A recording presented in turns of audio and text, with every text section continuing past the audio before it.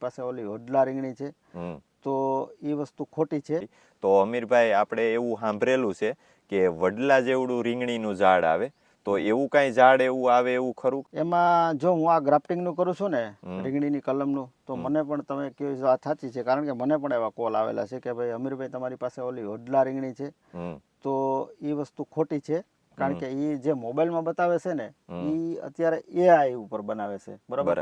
AI કે દાખલા તરીકે હું મારી પાસે એક મોટું ઝાડ છે, દાખલા તરીકે આ ચીકુડી છે, બરાબર. તો ચીકુડીની અંદર મારે કોમ્પ્યુટર રહીશથી, બરાબર, મારે એની અંદર રીંગણી જેમ આપણે કપડાં પહેરીએ ને એમ રીંગણા એને મારે એમાં ચડાવવા હોય ને તો ચડાવી શકું, બરાબર? એવી રીતે લોકો એ રીતના ફોટા બનાવતા હોય છે, તો એમાં બહુ બને ત્યાં સુધી ન પડવું. બરાબર. તો વડલા રીંગણી જે કાંઈ કહે છે એ રીંગણી આપણે હોતી જ નથી, એવું છે? એવું હોતી નથી. અને જે આ ગ્રાફ્ટિંગ કરું છું કે આને આ છોડ ઉપર ગ્રાફ્ટિંગ કરું છું તો એ થાય છે, માનો કે 5 થી 7 ફૂટનો છોડ થાય છે અને પ્રોડક્શન સારું આપે છે, એટલું આ ગ્રાફ્ટિંગ નું આપણે કરીએ છીએ. પણ ઓલું વડલા જેવડા ઊંચા ઊંચા બતાવે છે મોબાઈલમાં, ફોટા આવે છે, ઘણી વખત આપણે જોયેલું કે આમ ખેરતા હોય ને એવું બધું. ના, એ બધું ઈ તો કોમ્પ્યુટર ઉપર અત્યારે બધું બની જાય છે આવા ફોટા.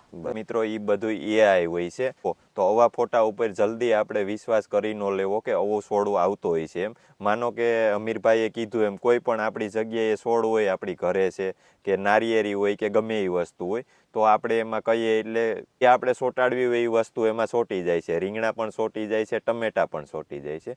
તો આવી વસ્તુથી મિત્રો દૂર રહેવું. તો મિત્રો, આવા ફોટા જોઈ અને લોકો ગેરમાર્ગે દોરાય કે આવું ઝાડવું આપણે ગોતીએ, પણ રિયલમાં આવું ઝાડવું હોતું નથી. તમે મિત્રો આ છોડ લેવા માંગતા હો ગ્રાફ્ટિંગ વાળો, તો અમીરભાઈનો કોન્ટેક તમે કરી શકો છો, નીચે કોન્ટેક નંબર આપી દીધા છે.